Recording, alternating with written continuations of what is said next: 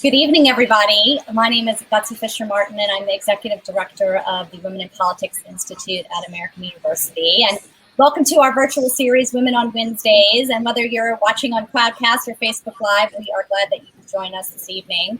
To those of you new to one of our events, WPI is a nonprofit, nonpartisan institute in AU School Public Affairs that aims to close the gender gap in political leadership. And we offer academic and practical campaign training and facilitate research and discussions like this on women in politics. And for the last several years, we have also been fortunate to have a research partnership with the nonpartisan Barbara Lee Family Foundation that we call Gender on the Ballot.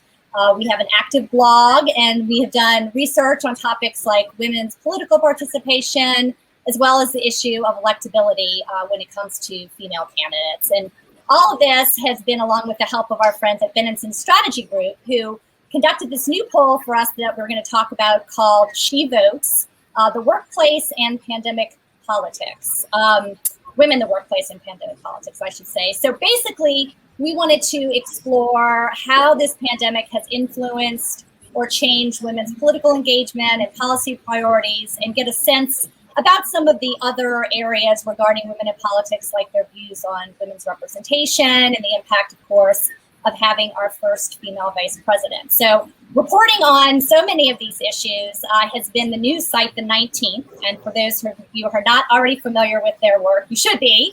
They are an independent nonprofit newsroom reporting on gender, politics, and policy. And we're pleased to have also with us tonight their co-founder and Editor-at-Large Errin Haines, who wrote a story just yesterday about the research. So we're looking forward to talking to her. And also with this is my partner in crime on Gender on the Ballot, Amanda Hunter, who was recently promoted to the Executive Director of the Barbara Lee Family Foundation. Welcome, Amanda. Congratulations again. Thank you. And here to take us through the research and, of course, add her insights from many years of political polling is Katie Connolly, who is the Senior Vice President of Benenson Strategy Group. So welcome, Katie.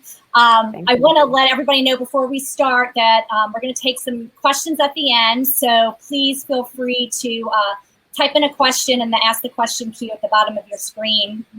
And you can also upvote other people's questions that you're interested in. And if you would like to share this discussion with friends or replay it later, it'll be available at the exact same link that you used to register. So with that, welcome everybody. Glad that you're here. So Katie is going to take us through a deck. I'm going to share our screens in a second here and take us through some of the findings of the research. So let me share the screen, and Katie, I'll just advance as we go. And if I'm too slow for you, just tell me to move along here. You'll never be too slow. Hopefully everybody can see that. Katie, why don't you take it away? Great. Well, first off, thank you for having me. I'm so thrilled to be here on a panel with these incredible women, and looks like a huge and exciting group of people that have joined us. So thank you all for being here to go through this research today. So really quickly, we might just go to the next slide, Betsy. Yep. We conducted a poll from February to March 1st among 809 women. Every woman in this survey was somebody who voted in 2020 and is likely to vote in 2022. So really focused on women voters here. Want to keep going? Yeah, hold on. There we go. Political lay of the land. Okay, here we go. Yeah, so we're just jumping right into the numbers here. And the first section we're going to look at is just some of the political views and the way 2020 played out for the women that we spoke to in the survey. Look, an unprecedented number of women told us in this survey that the 2020 election was the most important election they had voted in their lifetime, in their view. We had 51% of people say that, compared to when we did a very similar study in November 2018. And admittedly, you know, that was a midterm election rather than a presidential election. But there was a lot of sort of hype and interest in that election as well. Only 15% of women said then that that was the most important election, and now we've got 51%. Another one of the answers that they could have selected on this question was more important than most. and 36% of people said more important than most. So that's, 80, nearly 90% of women saying this is the most important election. The other thing that was interesting here is that women were really dug in. They decided well before election day what they thought about these candidates and who they were going to vote for. It was 62% of people saying that they had decided who they were going to vote for 6 months before the election. 62% of women, not people, rather, which is a really large number, leaving a very small group of people who were truly persuadable in those last few months of the election when a lot of the campaigns were really gearing up. And Katie, let me interrupt you for 1 second just to let everybody know. If I know the numbers might be a little small on your screen, you'll see a green bar at the bottom of your screen, and that'll take you to a landing page where you can see this whole entire deck later, bigger if you want. And then also at the bottom of your screen, just the you'll see our little head boxes that are taking up the bottom. So I just want to point that out, Katie. If there's anything important that's at the bottom of the slide. Oh, right. Yeah. I just realized that. But if I make it smaller, it's going to be too small for anybody to read. So just FYI on that. But go ahead. Well, if I buried something important on the bottom of the screen, then that's my bad. Right. Shouldn't have put it there in the first place. Yeah. Cool. All right. Let's keep moving. Next slide. Yeah. Here we go. Thank you.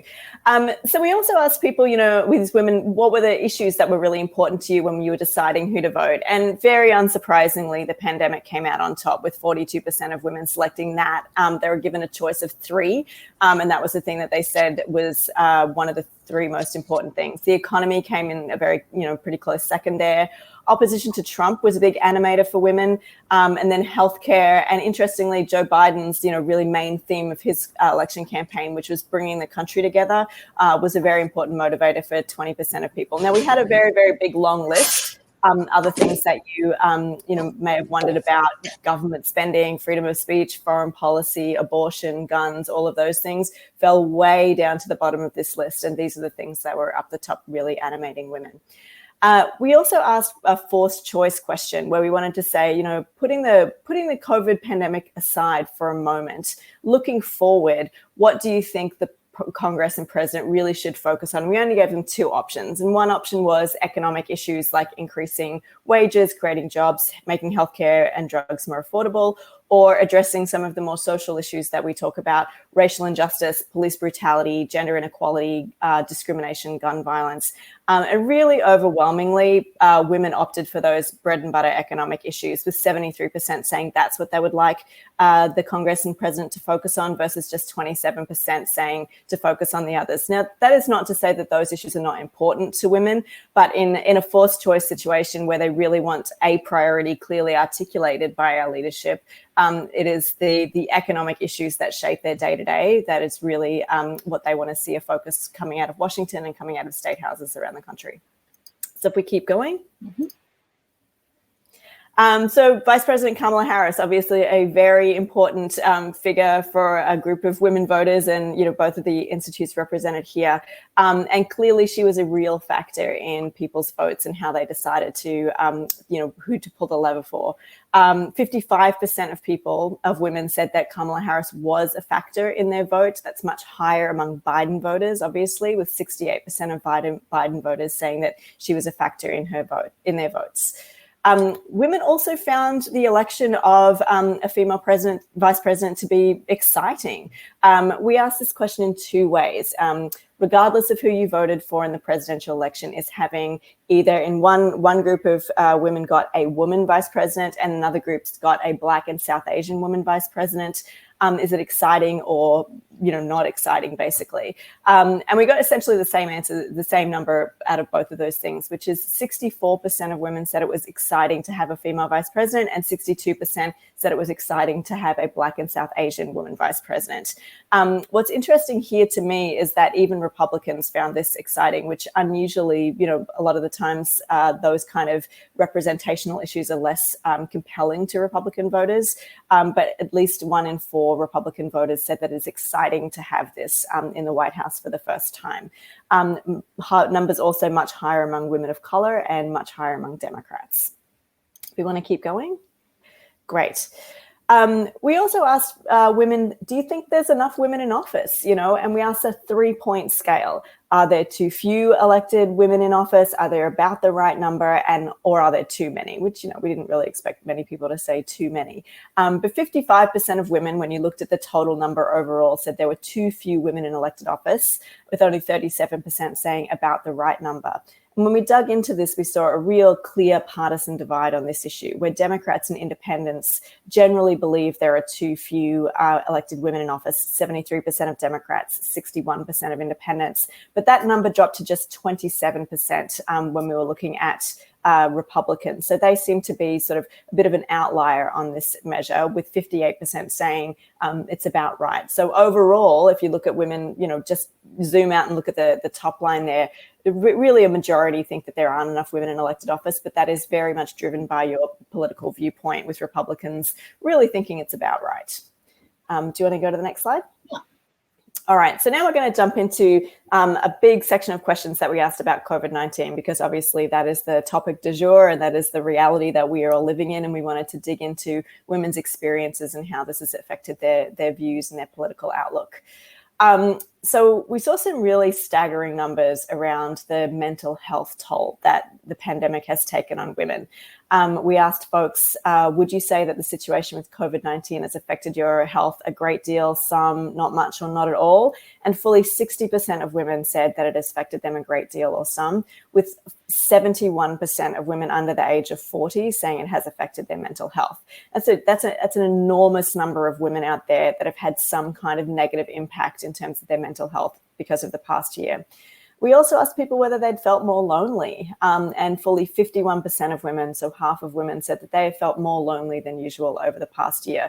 So we are dealing with, a country and women in this country that are really struggling with a lot of mental health impacts from what has gone on over the past year with, isolation and social distancing and just the upending of life as we know it. Do you want to jump into the next one? We also wanted to understand a little bit about their relationships. Has this affected how they're dealing with their family, how they're dealing with friends? And 1 in 3 women, a little bit higher than that when we talked about friends, have said to us that the relationships with their close family members have become either strained or distant. 39% say that among their close friends, their relationships have become strained or distant as a result of the pandemic.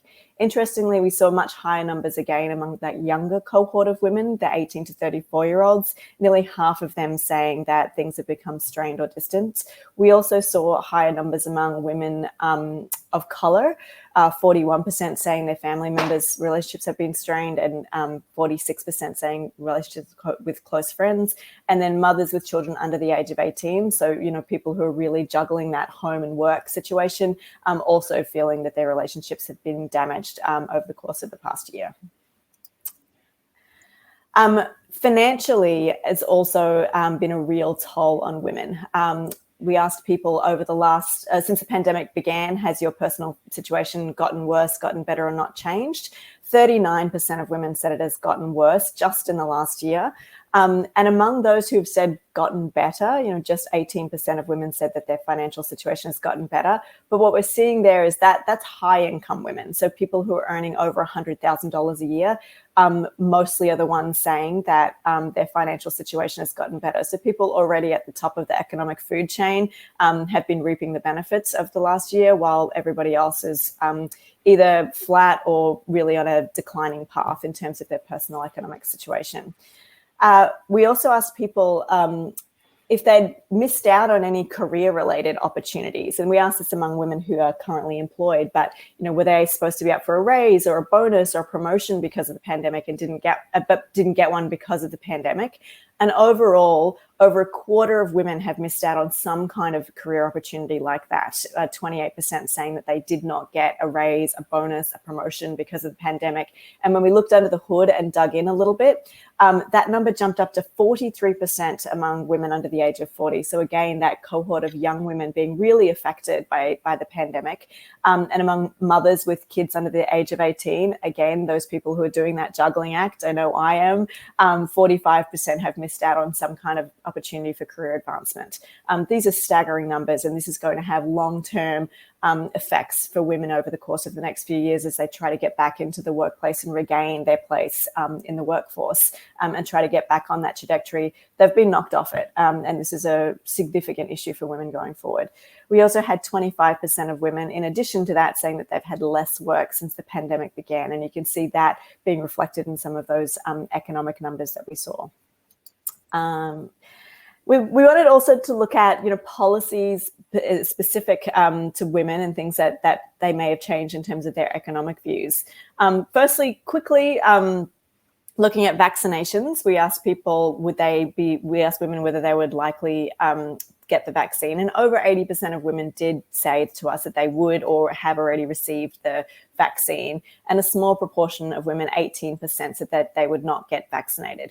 What was interesting about these numbers, though, is, again, looking into who it was that was falling into each of these categories. In the I will not get vaccinated category, 18% overall, it's a much higher number among Republicans. 30% of Republican women said that they will not get vaccinated. 26% of women who live in a rural area said that they would not get vaccinated. So, outside of the cities and suburbs, a lot more skepticism. And we also looked at people who watch Fox News and conservative media, where we're seeing a lot more sort of negativity around the vaccine being promoted. And 21% of women who watch those news channels this will not get vaccinated.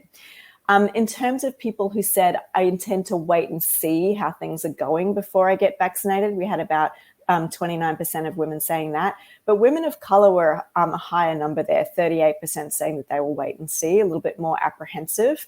And in terms of people who've already been vaccinated, we saw a big racial disparity where white women were over 2 times more likely to tell us that they've already been vaccinated. So I think compounding effects of both access to the vaccine and the way in which the vaccine is being distributed, and with white women potentially having more access, but also some of that attitudinal stuff around a little bit more apprehensiveness around some of the women of color wanting to wait and see if this is, if it's working, if there are any bad side effects and all of that.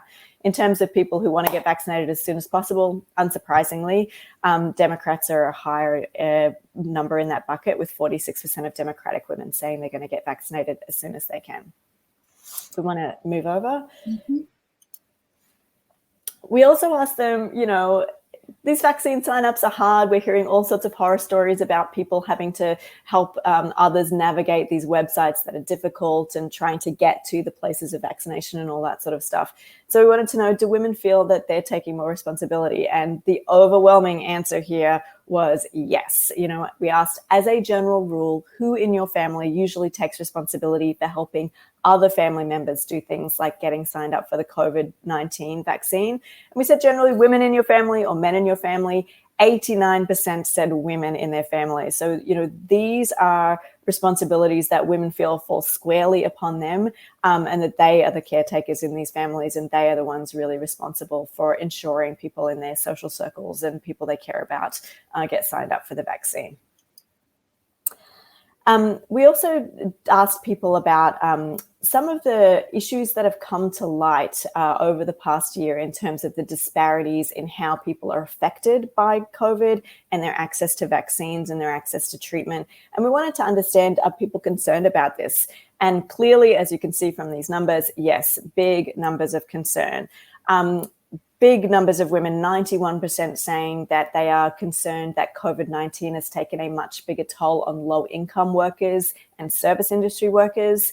87% saying they are worried that older Americans are having a hard time signing up for vaccines. 82% saying that COVID-19 has caused significantly more deaths and health issues in Black and Hispanic communities, and that's a source of concern of them. And you can just go down the list here, all of these elements of inequality that have been really exposed and really uncovered by the way COVID has played out in American life. We are seeing, very large majorities, near universal numbers here, saying this is concerning to them.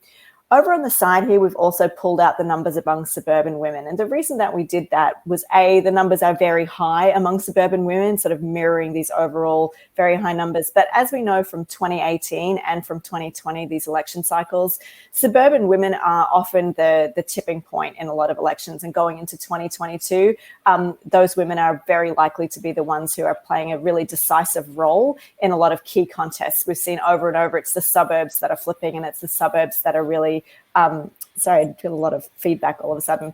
And it's the suburbs where we're really seeing a lot of change in how women are voting. And you can see here that these things are of real concern to suburban women. So my suggestion is that people who are up for election in 2022 would be very wise to take note of the fact that women find these the inequality that they're seeing around them really concerning. If you want to move on to the next slide. We also wanted to ask them a little bit about some policy implications. And of course, healthcare is top of mind.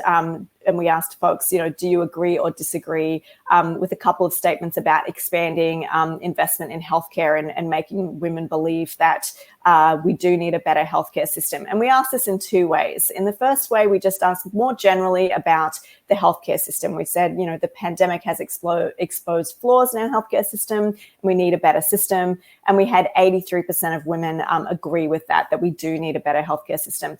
But we also wanted to push a little further and really name check some of these government programs that we know in the past have generated a really sort of stark partisan divide. So we mentioned Medicaid, Medicare, and the Affordable Care Act, aka Obamacare, to see, did they react differently when we mentioned specific healthcare programs? And there was a very slight drop off, 83% to 77%, but you were still getting 3/4 of women saying that these government programs, Medicaid, Medicare, and the Affordable Care Act, should be expanded because the pandemic has exposed the flaws in our healthcare system. These numbers were also very high among Republicans. So 62% of Republican women said that we should expand those programs. And among Fox News and conservative media consumers, again, the ones who would tend to be hearing more negativity around some of those programs, 70% agreed that they should be expanded because of what we've seen in COVID. So, the pandemic is really shaping people's attitudes, women's attitudes towards public policy and the role that governments can play in providing some of these resources. If we go to the next slide. Similarly, we asked about a couple of other, hot button policy topics that you see. The first one, we said, the pandemic has made me think that people who take care of our kids, the sick and the elderly, don't get paid well enough. 84% of women agreed with that. 83% of women said the pandemic has made me feel that we need more public investment in aged care and nursing homes. We've heard a lot over the past year about the inadequacies of our aged care system in dealing with, generally coping with the stresses that they're under, but particularly in dealing with the pandemic. So big numbers of people concerned about that. And then lastly, the pandemic has made me more supportive of policies like paid sick leave and paid family or maternity leave. This has been a real issue, particularly on the Democratic side of the aisle for the past few years, a lot of energy around paid sick leave and paid family leave. And now 80% of women say that they agree with supporting these policies.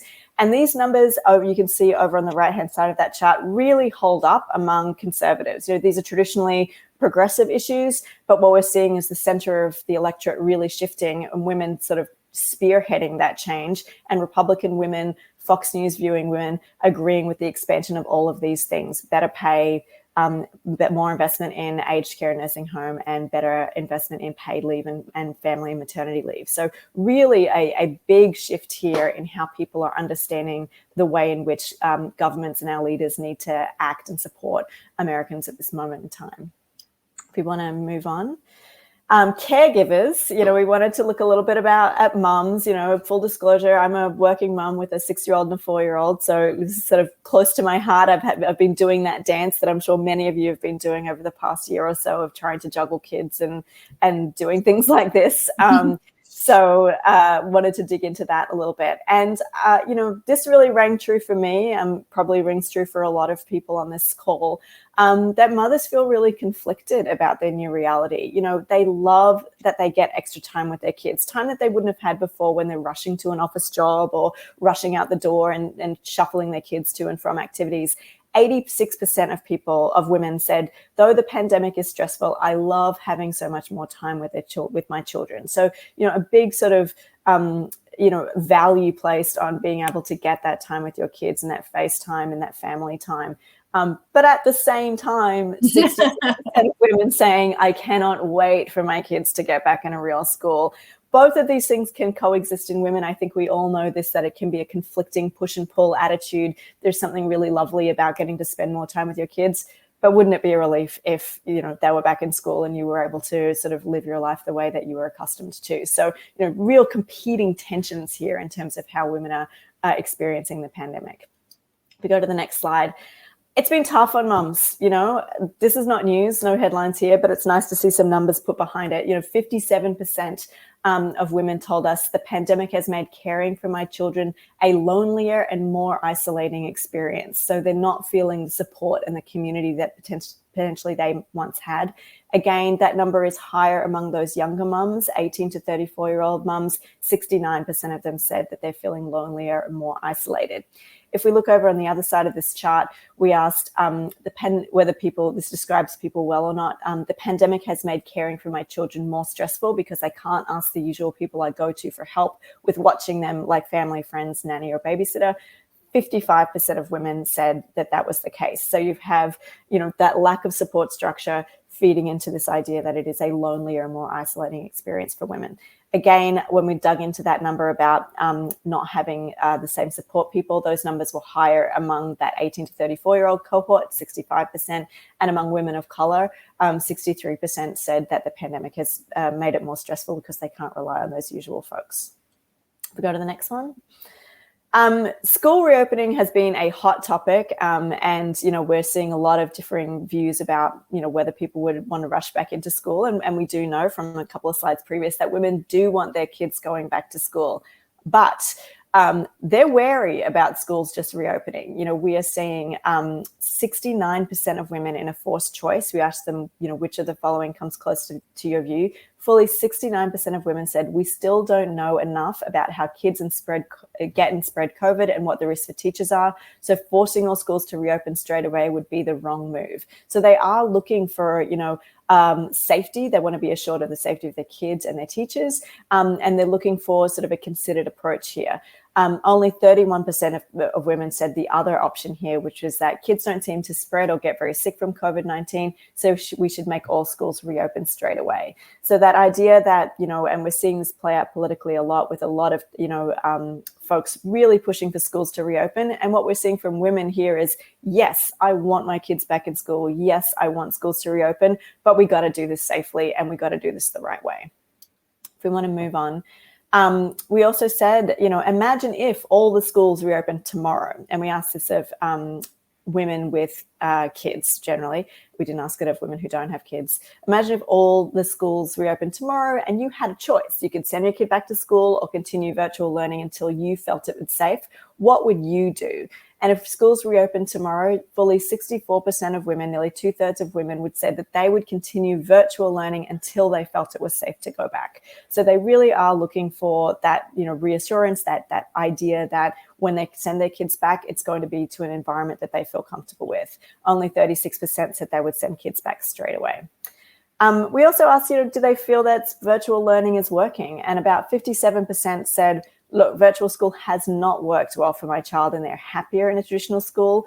But that number was frankly lower than I thought it was going to be. We still had 43% of women saying that it has worked out well and they're happier and learning better at home than in a traditional school. I think that's a really interesting number, and there probably are kids, particularly, high school kids and kids who are a bit more self-sufficient, who are learning really well at home. And it'll be interesting to see how this plays out in the future in terms of policy choices about how we decide to school our children and whether or not full-time school all day, every day is the right thing for every kid. Clearly, some mums don't think it is. Again, just a few more data points here about working mums finding it hard to juggle work and school. 54% of women said it's compromising their ability to work for their employer, having to manage virtual school. And 49% has said it's extremely hard for me to go to my place of work and feel confident my kids are being cared for because of virtual schooling. So this juggling act is tough and taking a toll. And again, just a couple more things. They're balancing responsibilities. They're saying, 1 in 3 have had to pass up opportunities at work, similar to what we heard earlier. But 55% of women, including 63% who work from home, are saying since the pandemic began, it has gotten harder than ever to balance caring for my kids with all my other responsibilities. So, this past year, as we all know, been very tough on working mums. And just our last section, just looking a little bit of more broadly at women in the workforce.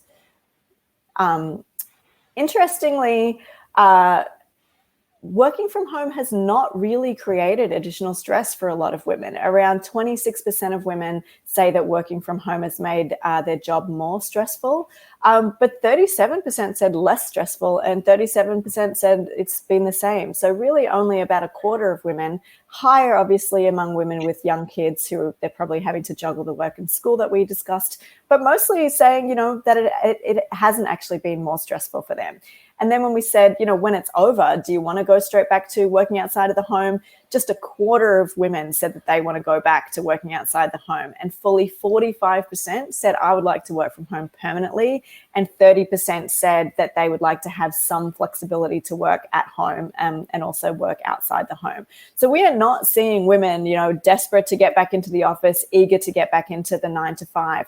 We also asked an attitude statement, do you agree or disagree with this statement? The pandemic has made me think that the old model of going to a workplace or office 9 to 5 with no flexibility is outdated and needs to change. 78% of women said, yeah, needs to change, it's outdated. So we're going to have a cohort of women when this is all over demanding better workplaces and more flexible workplaces, and employers who want to, retain that talent and attract those women into those jobs are going to have to take note of this and sort of rethink some of how they make their workplaces, the policies around how they make their workplaces operate.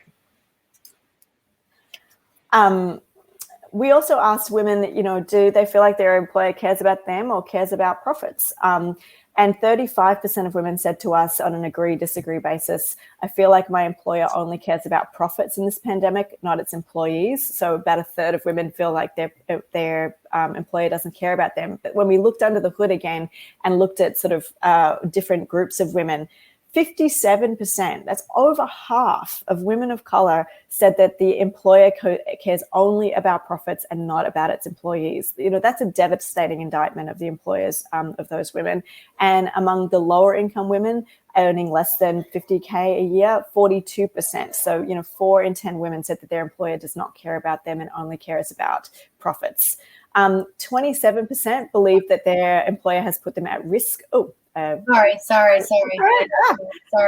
Put them at risk of catching COVID-19. Again, those numbers are higher among lower income and younger women. And if we move to, I think this is our last one. Yeah. Yep. And though generally women have a really new appreciation for working mothers, 62% of women said it is seeing their co-workers care for children and work at home full time during the pandemic has given them a new appreciation for the difficulties of being a working mum. That's a big number there.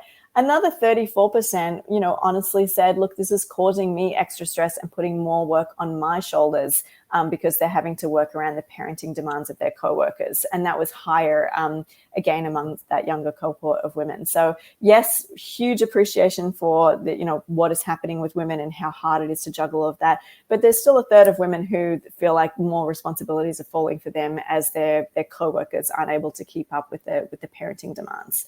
So that's it. A lot of stuff there to unpack, tons to talk about.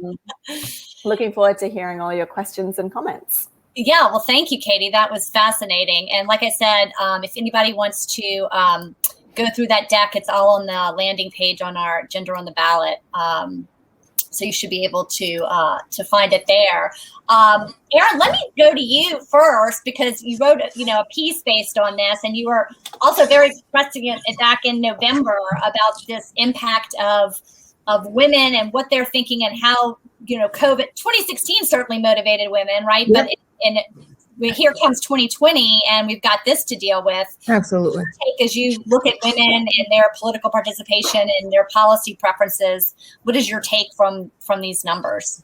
Yeah, well, look, I will tell you, Betsy, that even going into 2020 before the pandemic and everything that has affected women so much in the last year, going into 2020, women voters were absolutely motivated to participate in the 2020 election. Their energy and enthusiasm around this election was something that I saw, back when there was something such a thing as a campaign trail, out in on the primary campaign trail. You just saw women on fire and ready to participate and ready to kind of get into what a lot of them felt like was going to be at least the most consequential election that they had ever been involved in. And for women of color and other marginalized folks that I spoke to, I mean, they felt like this election was existential.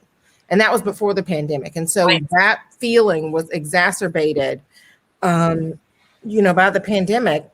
And, just hearing from women over much of last year, what emerged was, that even though women were not necessarily being killed disproportionately by the coronavirus, in almost every other aspect, women were being disproportionately impacted by or responding to the pandemic. And so seeing that last year, on the ground and just kind of hearing from folks, in their homes and sharing with me their experiences, to see that quantified now in this polling is just really, really gratifying because, two of the things that I said last year going into November were one, that the pandemic was absolutely political for women in particular, and it was motivating how they were showing up at the ballot box. And two, that women were going to be the deciders of this election. And they were. And the pandemic, I think, largely drove that if they weren't already motivated, they were absolutely determined to vote, even in the midst of a global public health crisis, because they were that eager to have their elected officials, and not just at the top of the ticket, but really up and down the ballot. They were looking for folks who were going to respond and really help them get to a new normal as we look towards the recovery. Because what we know is that, this country does not get back to normal. This economy does not get back to normal without women returning to the workforce and really returning to society. But what they're saying, as this polling has shown, is that they are not willing to go back to the status quo.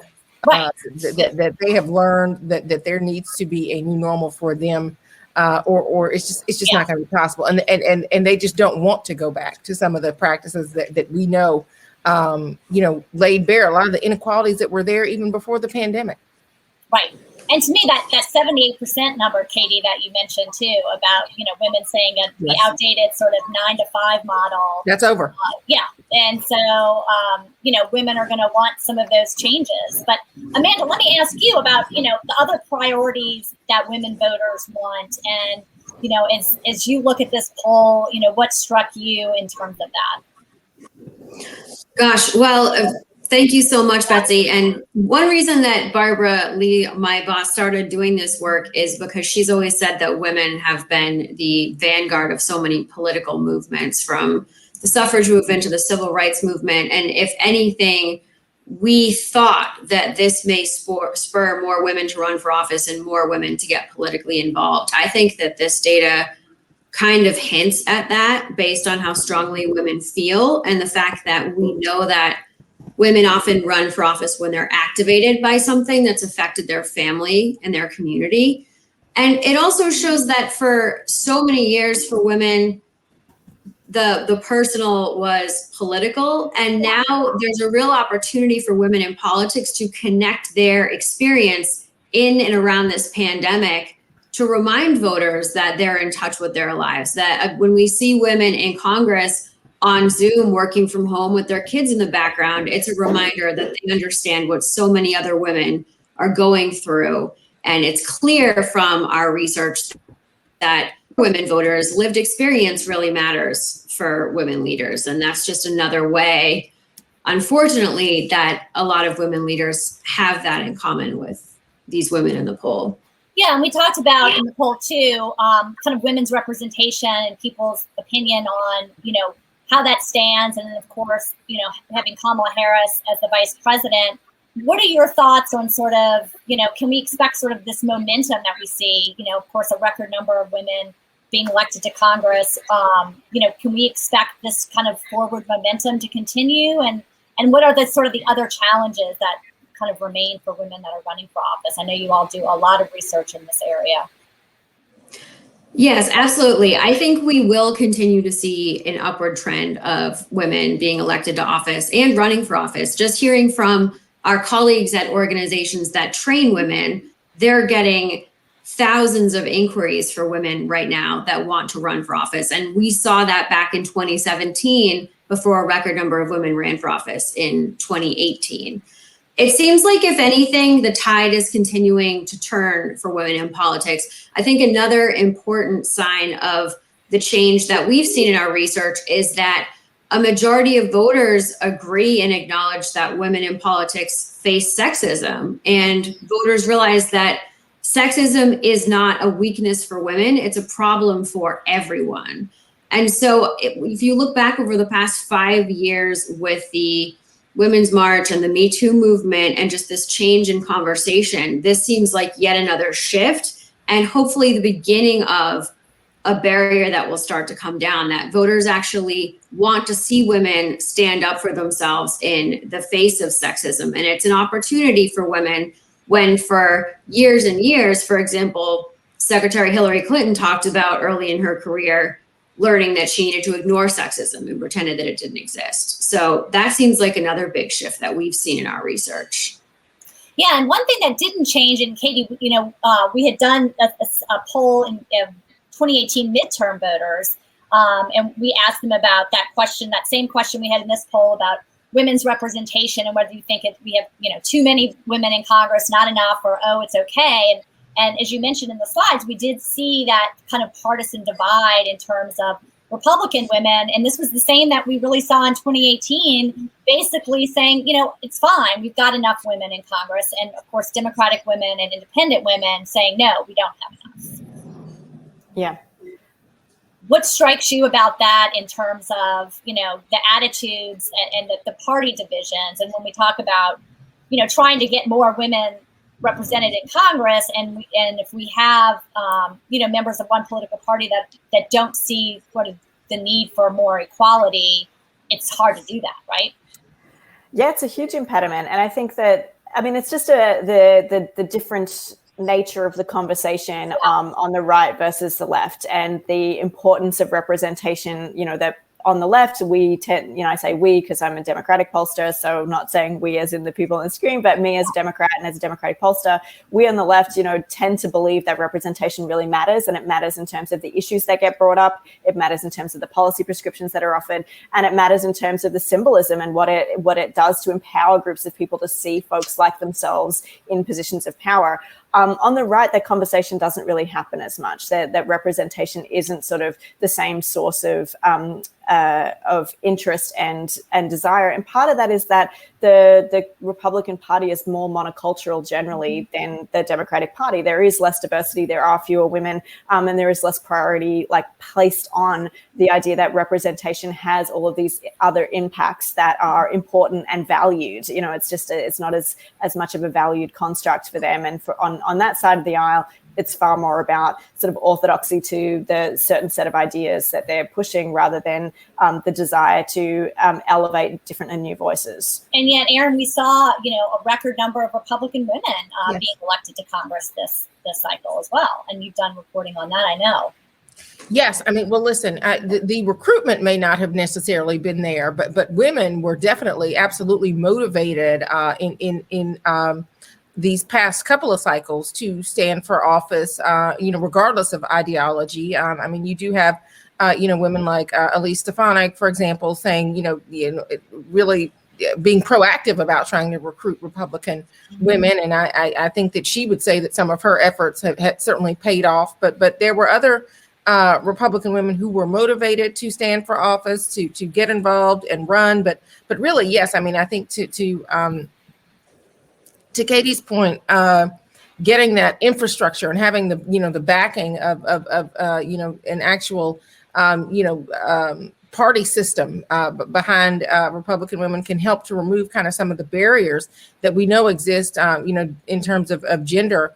When you see women wanting to run for office, but maybe, you know, that kind of gets into the conversation that we have around electability, which we certainly are all about dismissing and dismantling at the 19th, because, you know, frankly, people are electable when we elect them. And that should be the only criteria. Right. I remember, election day, your piece was like being electable in 2020 was always about who women would elect, right? Yes. At the end of the day. But I also wanted to get your thoughts too, because you've done a lot of coverage about Vice President Harris. Yeah. And, you know, we talked about that in the poll, you know, women certainly feeling, you know, that was a factor in their vote. Although, you know, conventional wisdom states that, you know, vice presidential, you know, candidate doesn't matter in presidential. Right. How do you see those two things? Well, it definitely mattered this year. And it mattered because we knew, you know, as we saw this election taking shape, and it came down to, again, despite having the most diverse field of Democratic primary candidates, a record 6 women, you know, so many candidates of color, it still came down to 2 white men in their 70s, right? And so women were just kind of like, you know, it's one thing in 2016 to have one woman running and saying, oh, well, you know, I would vote for a woman, but not that woman. Yeah. And then fast forward to 2020 and you have 6 and it's like, well, none of them were good enough for you either. So what are we really doing? I think there were a lot of women who were calling very early, you know, for you know, the likely, then presumptive nominee, Joe Biden, to pick a woman. He said very early on in this primary, because he sewed up that primary so quickly, that he would choose a woman as his running mate. And so, you know, I think that once that was established, you had women of color, in particular, Black women, the Black women who frankly propelled him to the nomination ahead of schedule, saying, look, we want to return on our investment here. You will value us not just for our output, but for our input. And we are telling you that you will pick a woman of color, a Black woman specifically, you know, to run with you, or, you know, we're still going to vote, because I mean, that is what Black women do.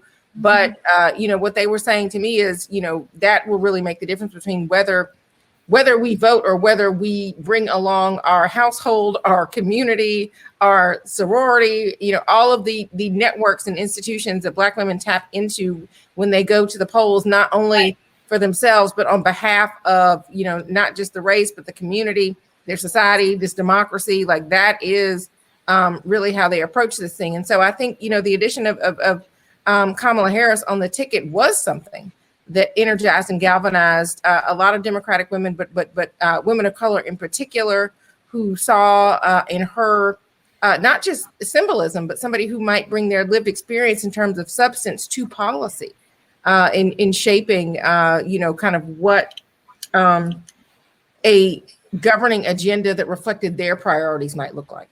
Right. Amanda, did you want to weigh in on that Kamala question? Well, I mean, I think just getting back to the electability piece too, we did some research in 2019 on electability, and we tested a number of hypothetical women candidates from a variety of backgrounds on both sides of the aisle. And every woman candidate that we tested either won or tied her ballot against a straight white man of the opposite party. So it really showed us that it was a tired myth that women aren't electable. And we know anecdotally that when women run, women win. So it's a lot of that naysaying that is harmful.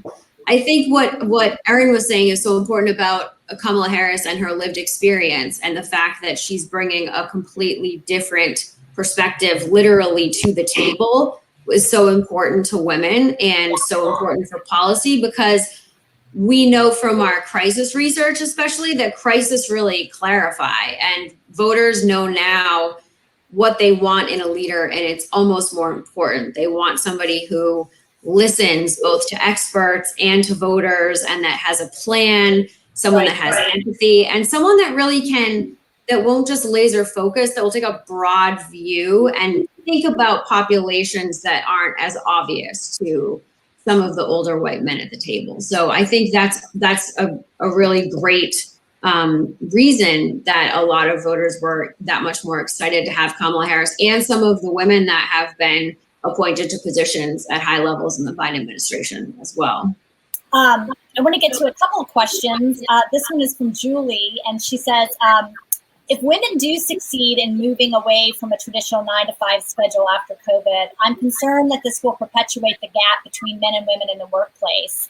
And her question is, have you seen any similar data for men not wanting to go back to a traditional 9-to-5 schedule? Might this be a larger trend? Katie, have you seen any data? We didn't poll men in this survey, but have you seen any other data that affect? So I haven't, and I almost think it's a little too early to say. Yeah. I think this is still a bit of an unknown, right? And it really is depending on how leaders in corporate America and business of America decide to make workplaces inclusive and decide to create policies and ideas around how you can make sure that these gaps don't start to exacerbate. I will say, though, that I don't think the desire to work from home and the desire to have a more flexible workplace is exclusive to women, right? I definitely think that there are plenty of men. We didn't ask this particular question among men. I have seen some similar kind of questions in other research that suggests that men also are questioning this. I think because the responsibilities have fallen disproportionately to women, it's felt more acutely by women in the population. But I don't think that this is necessarily a viewpoint or a demand that will only be made by women workers. Errin, what are your thoughts on that as we sort of look at sort of post-pandemic? You know, we said that a new normal, you know, it's going to be, things are going to look differently, but what is that? What do you see as that kind of impact? And will there be sort of a gender split on some of these, you know, preferences for work? And does that set women back in any sense, or if we move beyond that? Well, you know, Betsy, I think that it is going to be so important to continue to watch how the administration messages on this and how they kind of lead by example. You know, they talk about, you know, wanting to really center racial equity, but I think gender equity also has to be a part of this piece, you know, and the intersectionality of racial and gender equity. I mean, I think you saw in the pandemic relief package, so much of what they, you know, were trying to address is going to directly affect not only, you know, marginalized communities and people of color, but women. Thinking about the child care piece, thinking about, you know, that earned income tax credit, you know, to lift some children out of poverty. Thinking about, you know, the mental health, the gender-based violence, like all of these things that could change what life looks like for women, especially in terms of their workplace setting. I mean, you know, obviously the $15 minimum wage didn't happen, which would definitely affected women, and especially women of color, right? But you know, even just in terms of knowing that the unemployment insurance piece, knowing how many women were essential workers in this pandemic, teachers, nurses, you know, the frontline workers, those essential workers that we saw, many of those were women. And so, you know, to have this signature piece of legislation that really reflects the realities of so many women in this country, I think that is something that, you know, the corporate community can take their cues from if they choose to. It's certainly something that their employers can kind of point to and say, look, you know, this government is addressing my reality. Why aren't you? And I think that is something that women, you're going to see them using their voice and continuing to be engaged, you know, not only politically, but also in the workplace, because they do want this change, and frankly, if they're not raising these issues, it is not necessarily front of mind or obvious to many of the men who are in charge of running these organizations, right? Right. Let me get to one other question here. Katie, this one is for you, from Isabel. She says, what was the most surprising finding from your research? Oh, gosh. There's so many good nuggets in here. You know? There really were.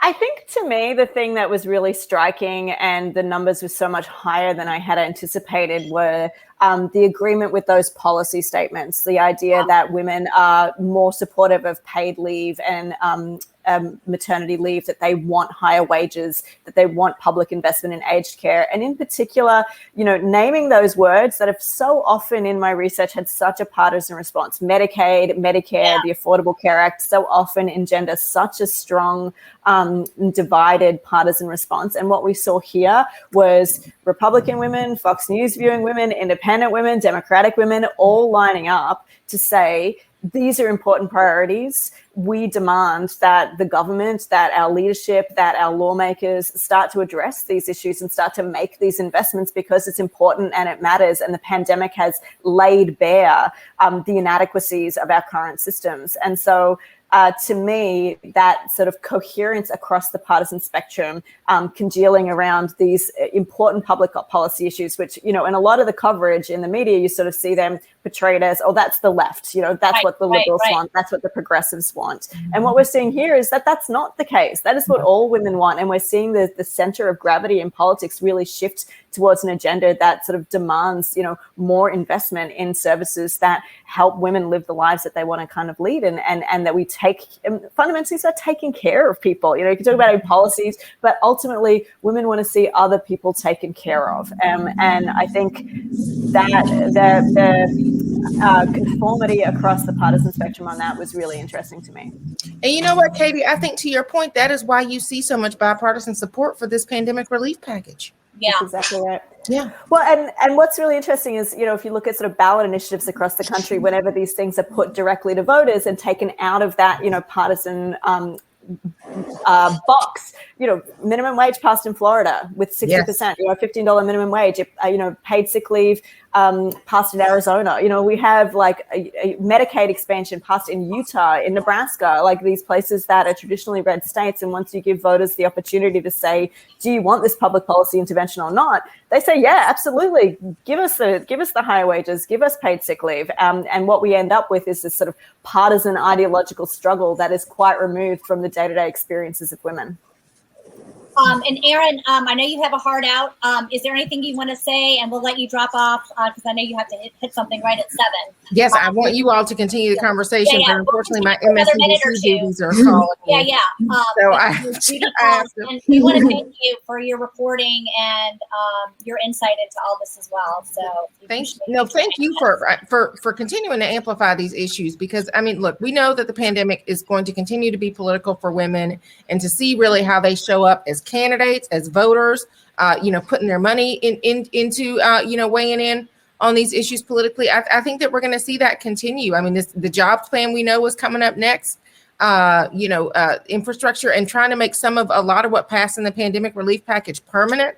I think that we could see women continuing to weigh in on all of these issues. And so, from both a governing and a participation standpoint, I don't think that we should expect to see women going anywhere. As busy as they are, they definitely have time to get involved in making sure that they help to create the new normal that they need to see before they can reemerge into this recovery that the rest of the country is so bent on moving towards. Well, speaking of busy, we will let you drop off, and thank you. And Amanda, I want to ask you just a final thought, maybe just to pick up on that last question to Katie. Of what else jumped out to you in this poll? What was most surprising to you? Gosh, I think, like Katie was saying, the bipartisan support for a lot of the issues, that it really feels like we are at a critical moment in this country for women, and things have directly affected women in the home. And this is also something that certainly has disproportionately affected women of color, and there are definitely a lot of levels of privilege in this pandemic, but in some way, this pandemic has affected everybody. Everybody's being told to put on a mask. Everybody is dealing with some issues around things being closed. And so the universality is, I think, a big influence on the fact that there's such intense feeling around this. And it just seems like it's going to really motivate women in 2022 and beyond. I remember at the beginning of the pandemic, we kept hearing those stories like 2 months in about the people that had been like out to sea for 2 months and then they had no idea. And they looked at it and they were like, what's going on? But like, we were the only people, right, that were not touched by this. Right. So about sort of that universality of all of this as well. Katie, any parting words from you before we go? Gosh, I feel like I've talked a lot. I think everyone's probably sick of hearing from me, but thank you. No one's ever sick from hearing from you. I just want to just remind everybody that, you can find more info on the poll and our Gender on the Ballot blog. I mean, like we said, there's so much here. So we're going to spend the next month doing a lot of different blog posts into the various topics. So, be sure to look out for that as well. And I want to let folks know about some of the other upcoming Women on Wednesdays that we have over the next 2 weeks. Next week, we are doing a discussion with Jonathan Allen and Amy Parnes, two reporters who have just published a new book called Lucky, How Joe Biden Barely Won the Presidency.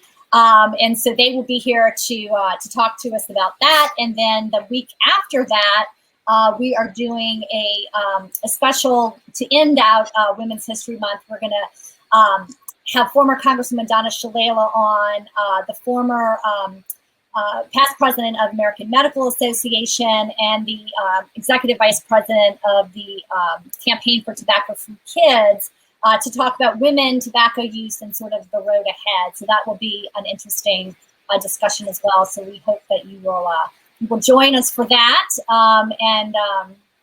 Let me just bring everybody back here. And thank you, Amanda and Katie, for your insights. Thank everybody for joining us tonight. And again, check out our the link on the page for more on the poll. And we'll hope to see you next week. Take care. Thank you. Thank you.